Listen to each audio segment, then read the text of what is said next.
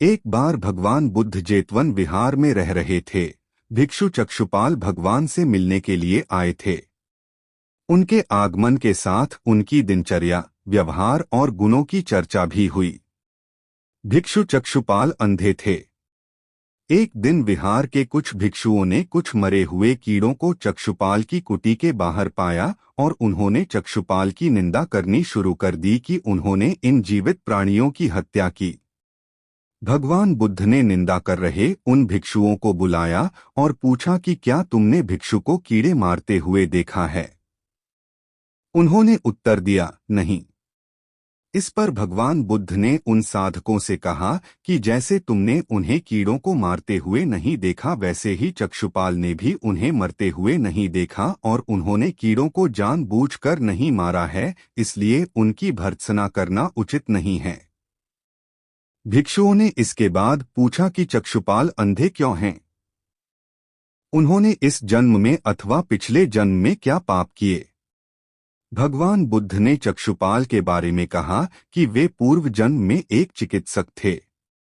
एक अंधी स्त्री ने उनसे वादा किया था कि यदि वे उसकी आंखें ठीक कर देंगे तो वह और उसका परिवार उनके दास बन जाएंगे। स्त्री की आंखें ठीक हो गईं, पर उसने दासी बनने के भय से यह मानने से इनकार कर दिया। चिकित्सक को तो पता था कि उस स्त्री की आंखें ठीक हो गई हैं। वह झूठ बोल रही है। उसे सबक सिखाने के लिए या बदला लेने के लिए चक्षुपाल ने दूसरी दवा दी। उस दवा से महिला फिर अंधी हो गई। वह कितना ही रोई पीटी, लेकिन चक्षुपाल जरा भी नहीं पसीजा। इस पाप के फलस्वरूप अगले जन्म में चिकित्सक को अंधा बनना पड़ा। प्रेरक कहानी 2, परिश्रम और धैर्य। एक बार भगवान बुद्ध अपने अनुयायियों के साथ किसी गांव में उपदेश देने जा रहे थे।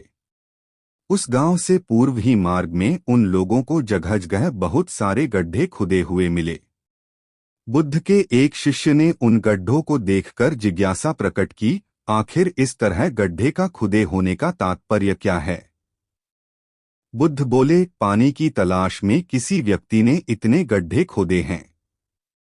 यदि वह धैर्यपूर्वक एक ही स्थान पर गड्ढे खोदता तो उसे पानी अवश्य मिल जाता, पर वह थोड़ी देर गड्ढा खोदता और पानी न मिलने पर दूसरा गड्ढा खोदना शुरू कर देता। व्यक्ति को परिश्रम करने के साथ धैर्य भी रखना चाहिए। प्रेरक कहानी 3, अमृत की खेती। एक बार भगवान बुद्ध भिक्षा के लिए एक किसान के यहाँ पहुँचे। तथागत को भिक्षा के लिए आया देखकर किसान उपेक्षा से बोला, श्रमण, मैं हल जोतता हूँ और तब खाता हूँ। तुम्हें भी हल जोतना और बीज बोना चाहिए और तब खाना खाना चाहिए। बुद्ध ने कहा, महाराज, मैं भी खेती ही करता हूँ। इस पर किसान को जिज्ञासा हुई और वह बोला, मैं न तो तुम्हारे पास हल देखता हूँ, न बैल और न ही खेती का स्थल। तब आप कैसे कहते हैं कि आप भी खेती ही करते हो? आप कृपया अपनी खेती के संबंध में समझाइए।